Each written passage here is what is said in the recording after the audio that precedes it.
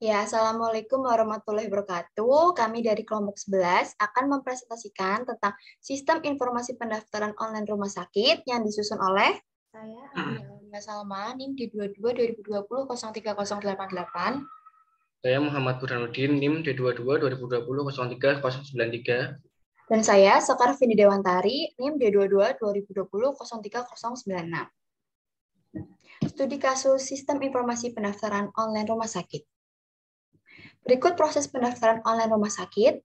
Pasien mendownload aplikasi yang dibuat oleh rumah sakit, kemudian pasien melakukan register atau login pada akun yang terdapat pada aplikasi rumah sakit, kemudian proses registrasi akun dapat dilakukan dengan mengisikan identitas pasien seperti nama lengkap, tanggal lahir, jenis kelamin, email aktif, nomor telepon, jenis pembayaran, dan password akun. Kemudian, apabila pasien telah terdaftar, pasien dapat melakukan login pada akun yang telah dimiliki dengan memasukkan alamat email aktif yang terdaftar pada aplikasi. Kemudian, setelah berhasil melakukan login pasien, akan masuk pada halaman utama dari aplikasi. Selanjutnya, pasien dapat memilih jenis poliklinik serta lokasi rumah sakit, kemudian klik reserve.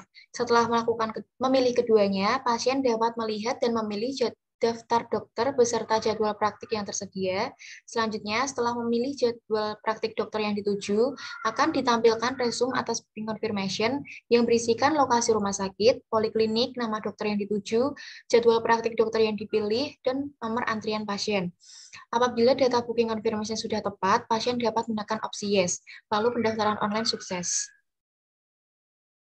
Selanjutnya ada flow of document. Yang pertama, pasien mendownload aplikasi. Selanjutnya, jika merupakan pasien lama, maka login terlebih dahulu pada aplikasi. Jika merupakan pasien baru, maka melakukan registrasi terlebih dahulu. Pada saat login, maka sistem memproses apakah data pasien valid atau tidak. Jika data pasien valid, maka selanjutnya pasien dapat memilih poliklinik, memilih jadwal dokter, memilih jenis pembayaran, dan jika data pasien tidak valid, maka diulang lagi untuk melakukan login aplikasi sampai berhasil.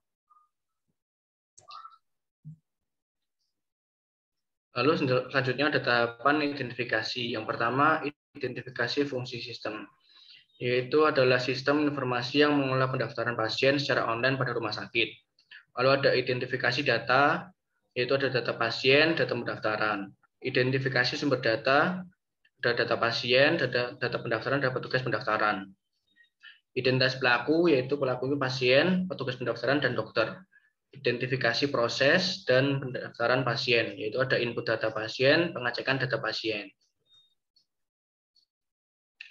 Lalu di sini ada DVD level 0, yaitu input pada pasien, memilih poliklinik, memilih jadwal dokter, membuat appointment, dan memilih jenis pembayaran BPJS atau umum.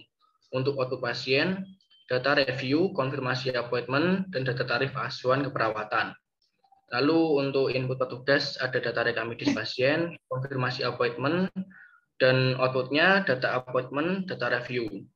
Lalu input pada dokter ada login dan outputnya data pendaftaran dan data antrian. Kemudian ada DFD level 1 sistem pendaftaran online pasien. Pasien di sini bisa melogin aplikasi, kemudian pasien bisa memilih jadwal dokter, dan terakhir pasien bisa mengambil nomor antrian. Selanjutnya ada ERD untuk sistem pendaftaran online. Di sini ada 3 entitas, ada pasien, dokter, dan petugas. Untuk atribut pada pasien itu ada nama dokter, alamat, tanggal lahir, nama, nomor RM, jenis kelamin. Lalu atribut pada dokter itu ada nama, tanggal lahir, alamat, NIP, jenis spesialis, dan jenis kelamin. Lalu atribut pada petugas ada nama, NIP, unit bagian, alamat, jenis kelamin, dan tanggal lahir. Selanjutnya ada use case diagram, merupakan diagram yang menggambarkan hubungan antara aktor dengan sistem. Use case diagram bisa mendeskripsikan sebuah interaksi antara satu atau lebih aktor dengan sistem yang akan dibuat. Lalu diagramnya di sini ada pasien meregistrasi dan menentukan poli, petugas mengaksesi registrasi dan poli yang dipilih. Lalu pasien diperiksa awal oleh perawat, lalu diperiksa lagi oleh dokter, lalu dokter memberikan resep pada pasien dan pasien melakukan pembayaran. Selanjutnya ada desain interface dan desain input. Untuk yang pertama ada desain login sistem informasi gawat darurat. Ini akan menampilkan username dan password. Lalu selanjutnya ada desain pencarian pasien. Petugas dapat mencari nomor RM pasien atau nama atau tanggal lahir pasien. Selanjutnya ada desain input identitas pasien. Itu akan menampilkan nomor rekam medis, nama lengkap, jenis kelamin, tanggal lahir, nama orang tua, dan alamat. Lalu ada desain output data pasien. Selanjutnya ada desain input hasil pemeriksaan. Di sini ada nomor rekam medis, umur, keluhan atau deskripsi sakit, diagnosis, tindakan, obat, tanggal pendaftaran, DPJP. Selanjutnya ada desain input tarif. Di sini ada info poliklinik, diagnosis, tindakan, dan obat. Selanjutnya ada desain output laporan kunjungan pasien. Berikut pasien-pasien yang ada di instalasi gawat darurat. Dan yang terakhir ada desain output laporan pendapatan poliklinik. Di sini pasien bisa melihat biaya dari instalasi gawat darurat rumah sakit.